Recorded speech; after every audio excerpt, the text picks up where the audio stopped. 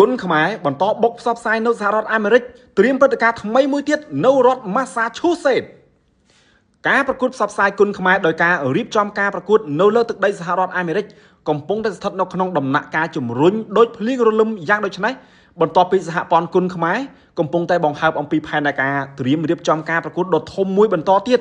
នៅលើទឹកដីទីក្រុង Lowell រដ្ឋ Massachusetts សហរដ្ឋអាមេរិកបន្ទាប់ពីការរៀបចំការប្រកួត2លើកកន្លងមកយ៉ាងជោគជ័យ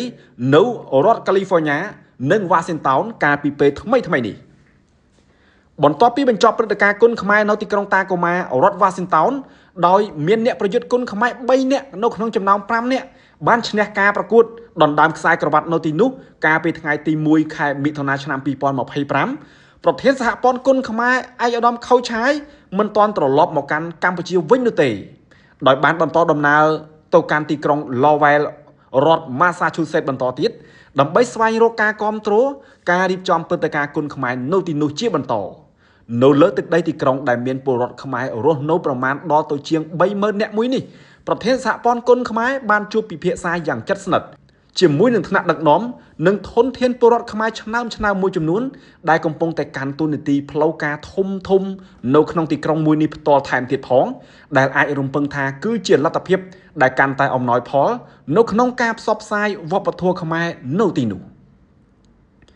ប្រធានសហព័ន្ធគុណខ្មែរឯកឧត្តមខូឆាយបានលើកឡើងនៅលើទំព័រផ្លូវការរបស់លោកថាខ្ញុំបានបន្តដំណើរតាមរយៈជើងហោះហើររយៈពេល6ម៉ោងពីរដ្ឋ Washington មកកាន់ទីក្រុង Lowell រដ្ឋ Massachusetts ដើម្បីជួបពិភាក្សាការងារជាមួយបងសុខារីជោអតីតអភិបាលក្រុង Lowell និងបច្ចុប្បន្នជាក្រុមប្រឹក្សាក្រុង Lowell ព្រមទាំងលោក Kevin Coughlin ប្រធានស្ថាប័នប្រដាល់ Golden Glow ប្រចាំរដ្ឋ Massachusetts ពីការត្រៀមរៀបចំព្រឹត្តិការណ៍គុណខ្មែរលើកដំបូងនៅក្នុងប្រវត្តិសាស្ត្រទីក្រុង Lowell ដែលមានខ្មែរយើងរស់នៅដល់ទៅជាង 30,000 នាក់អាដាមបានបន្តថា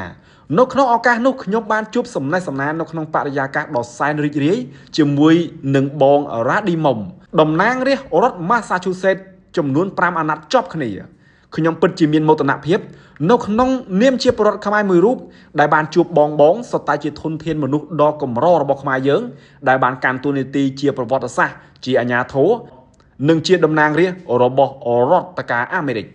នេះគឺជាការបោះជំហានទៅកាន់រដ្ឋទី3នៅសហរដ្ឋអាមេរិកសម្រាប់ការប្រកួតផ្សព្វផ្សាយគុណខ្មែរបន្ទាប់ពីទទួលបានជោគជ័យរួចទៅហើយ2លើកកាលពីថ្ងៃទី13មេសានៅ California និងកាលពីថ្ងៃទី1ខែមិថុនាដែលបានរៀបចំឡើងនៅទឹកដីរដ្ឋ Washington